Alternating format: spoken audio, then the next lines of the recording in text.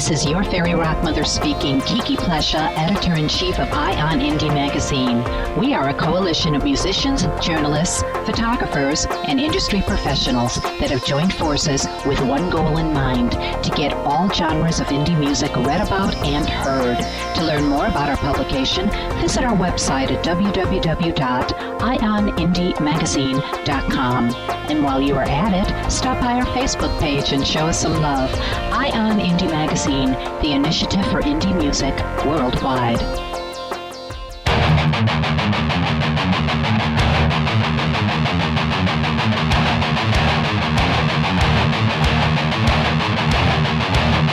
Are you ready for the shotgun?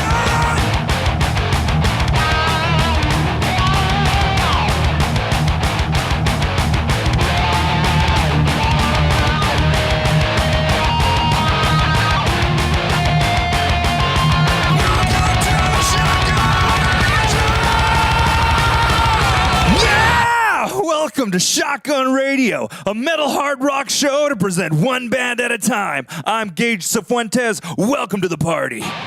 Today on our show, we have Thorns, a metal band which definitely draws a lot of influence from the late 80s, early 90s. If you are a huge fan of Halloween or even current bands such as Symphony X, then you guys are going to totally dig these guys. Let's go ahead and get started. This first tune is called Eye of the Storm. Check it out.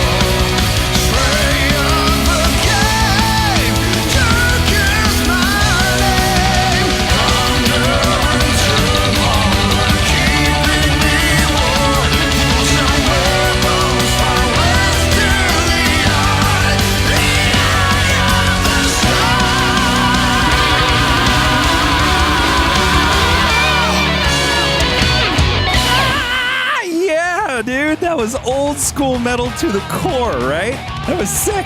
All right, let's get to know Seven Thorns. The band started in 1998, but their first single, which was Artificial Night, was released in 2005. It was nominated for the Danish Metal Award, and it won the 4th unofficial European Heavy Metal Song Contest. From 2005 to 2007, they ended up taking a break, but in 2007, they started to put together a whole new lineup to make sure that everybody involved was like-minded and focused on the project.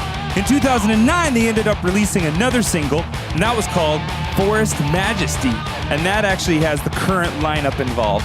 And it was released on a small independent label called Airborne Records, mostly to let the world know they were actually back. The first full-length album that was released was Return to the Past in 2011, and that was released on an American label, Nightmare Records. They were really able to push that album by doing a lot of festivals and just traveling all over the world to make sure their name was out there. And now we fast forward to 2014, and we have a new album that just came out, and it's called 2, or the Roman numeral 2. And this is the album that you can really tell they found their style. You know, the music has a clear reference to the power metal songs of the late 80s and early 90s, but with the sound quality from 2014. So it's pretty sick. I mean, when it comes down to this style of metal, these guys really know what the hell they're doing, and it's always good to hear. You know what I mean? All right, so let's move on to the next tune. The next tune is called Revelation, and it's a pretty great tune. To me, anyway, it seems like they have kind of a Phantom of the Opera thing going on, and then it continues and transcends into more of a Dream Theater thing. It's a trip, man. It's a good song. Check it out.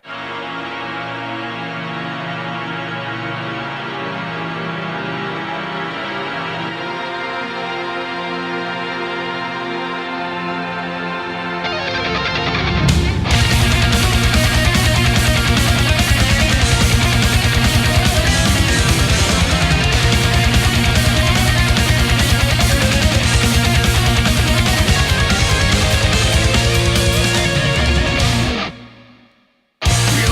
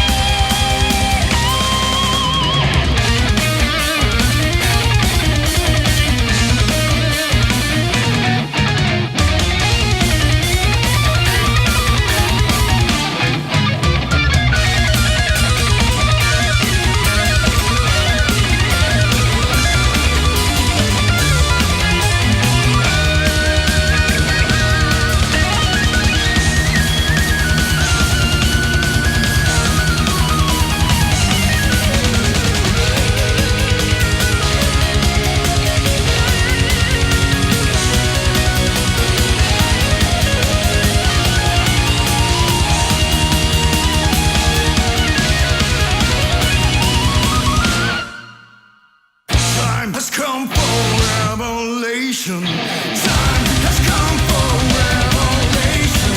Close your eyes, listen to the voice inside. Recognize the gift of life. Feel the power flooding through your heart. Let's reverse the circle of time. If you do, you will die.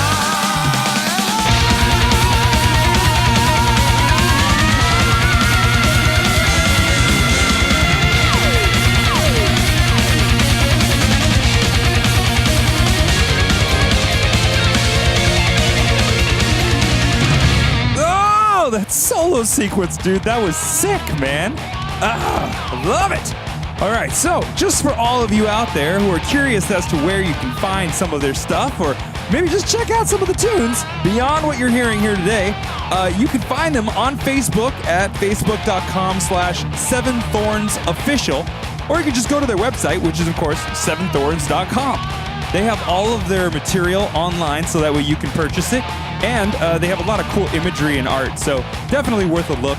And just for the record, guys, make sure you head out there. Say what's up. Let them know you dig their tunes. Seriously, it's all about support around here. We got to make sure that happens. All right, moving on to the next tune. The next tune is called Queen of Swords, and it's a pretty sick song. It's got a nice signature sound right in the beginning, and then the song just kind of takes off from there. So, yeah, enjoy.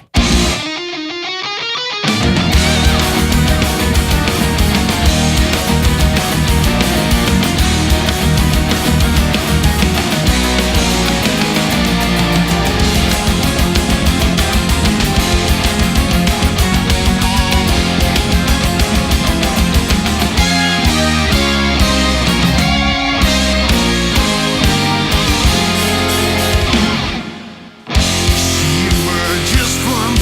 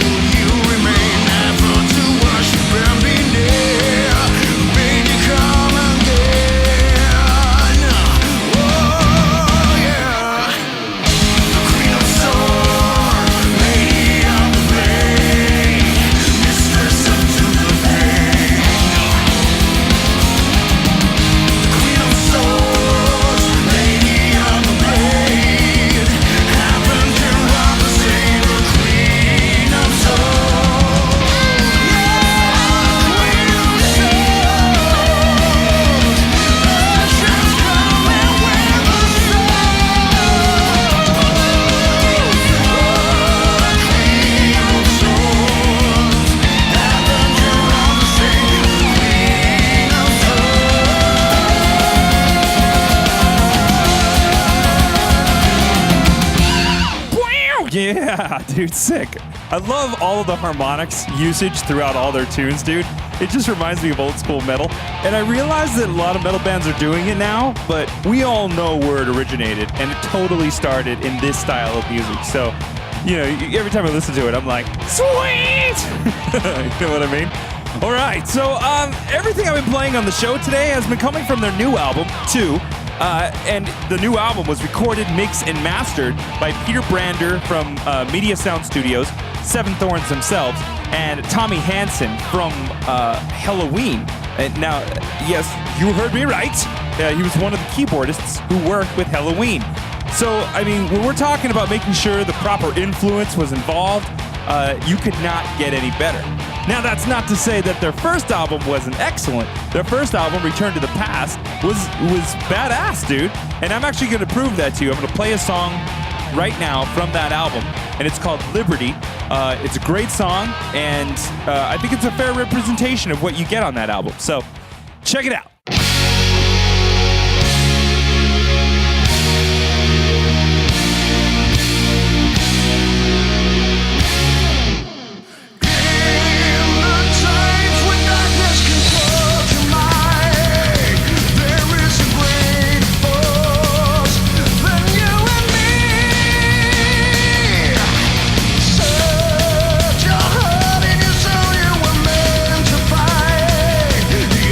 To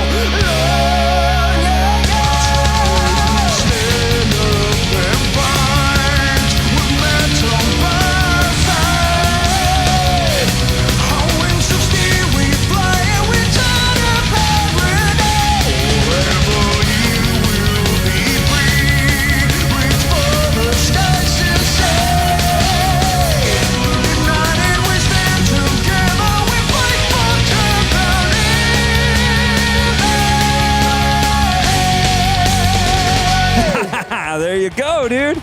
All right, so these guys, they're pretty badass, right? They got some good licks. This tune, that tune right there, it had a ton of major chords and stuff like that, which to me says they were trying to be more loyal to the old school style. You know what I mean? Like actual original power metal was a ton of like major chords and not minor. Everything that's being done now is focused more on dark and being as heavy as you can and everything else, which for the record, huge fan.